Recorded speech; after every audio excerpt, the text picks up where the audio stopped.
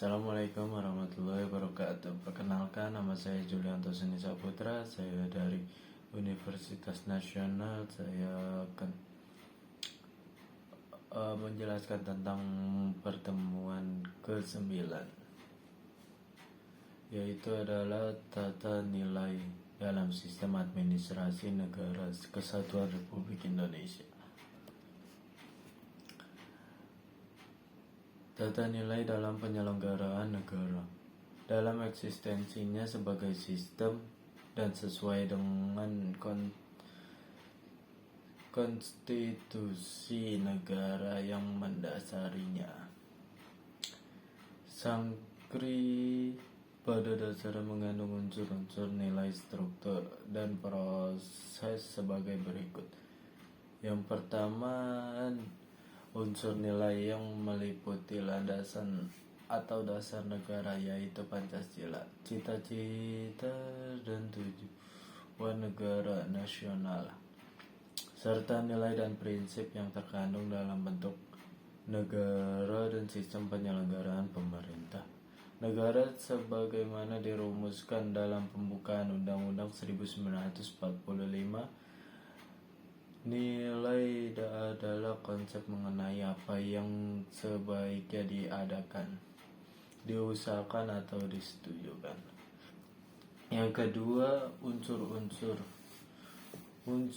struktur merupakan tatanan lembaga yang terbentuk dalam kehidupan negara Republik Indonesia yang demokratis dan konstitusional, berupa tatanan organisasi pemerintah negara dan organisasi yang berkembang dalam dinamika kehidupan masyarakat bangsa yang merefleksikan posisi dan peran ataupun hak, kewajiban, kewenangan, dan tanggung jawab masing-masing dalam penyelenggaraan negara dan pembangunan bangsa, dalam mengemban misi perjuangan bangsa mewujudkan cita-cita dan tujuan sebagai tujuan bernegara meliputi, yaitu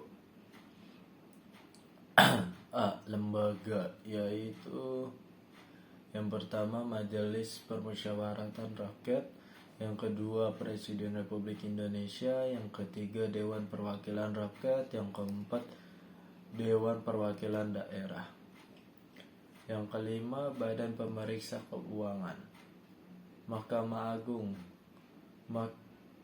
yang keenam Mahkamah Agung, yang ketujuh Mahkamah Konstitusi, yang ke-8 Komisial Yudisial. Yang B, organisasi yang berkembang dalam masyarakat meliputi organisasi sosial, politik, profesi, lembaga swadaya masyarakat, media massa, dan organisasi bisnis yang berkembang sesuai hak, kewajiban, dan tanggung jawab warga negara dalam penyelenggaraan negara dan pembangunan bangsa. Yang ketiga, unsur proses yang tercermin dalam berbagai kegiatan manajerial dan lembaga negara, kementerian negara, dan lembaga pemerintah lainnya, serta saling hubungan antar lembaga tersebut dan antara berbagai lembaga pemerintahan itu dengan organisasi yang berkembang dalam masyarakat sesuai posisi dan peran serta tanggung jawab masing-masing dalam proses kebijakan dan penyelenggaraan pemerintah negara dan pembangunan bangsa di tingkat pusat dan daerah, provinsi atau kabupaten atau kota. Keberhasilan sebagai kegiatan tersebut di samping dipengaruhi oleh ketepatan sistem dan proses manajemen pemerintahan negara, pada akhirnya tergantung pada kompetensi sumber daya manusia yang terdapat dalam berbagai lembaga tersebut dalam mengembangkan visi dan mengelola proses kebijakan, dan rangkap mengemban misi perjuangan bangsa mewujudkan cita-cita dan tujuan NKRI. Selanjutnya dari sudut tata nilai yang melekat pada Pancasila dan prinsip-prinsip penyelenggaraan negara dan pembangunan bangsa yang tersurat dan tersirat dalam Undang-Undang Dasar 1945. Ternyata dalam Sangkri terkandung nilai dan prinsip kepemerintahan yang baik, yaitu supremasi hukum, keadilan, kesetaraan, transparansi, partisipasi, desentralisasi, kebersamaan, profesionalitas, cepat tanggap, efektif, efisien, berdaya saing, dan akuntabel. Lebih dari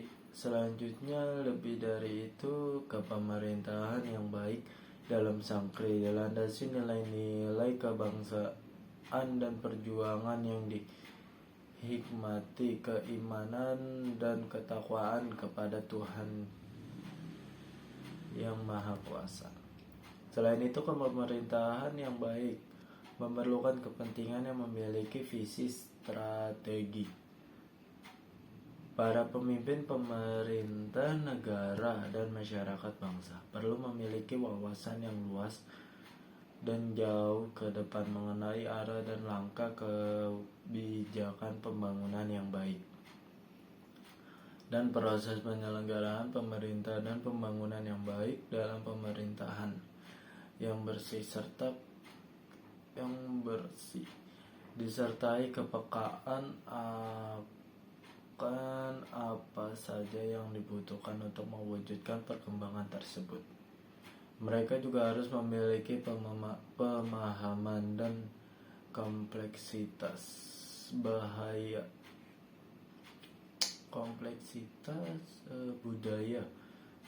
dan kesejahteraan masyarakat bangsa yang menjadikan dasar dan tujuan wacana pembangunan tersebut.